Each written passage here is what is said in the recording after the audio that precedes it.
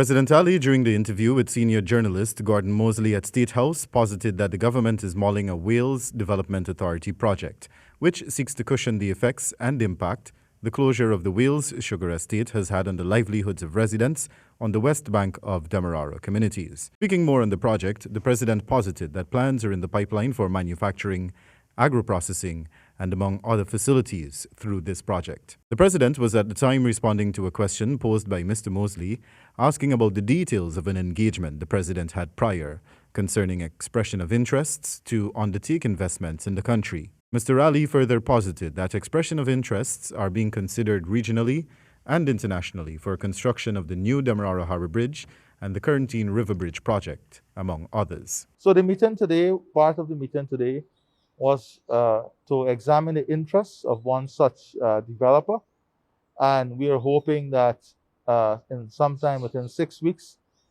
you will see the results of all these engagements. We're hoping that the expression of interest will be completed by then, and we will have these investors in place so that we can move our country forward. According to the president, a high-level meeting with officials from Brazil is expected to take place sometime in November, where discussions will surround the road from Brazil to Lethem and beyond, as well as a deepwater harbor project. We have a very high-level visit will take place sometime next month from Brazil, and in that visit, uppermost on the agenda will be the deepwater harbor and the road connection to Brazil.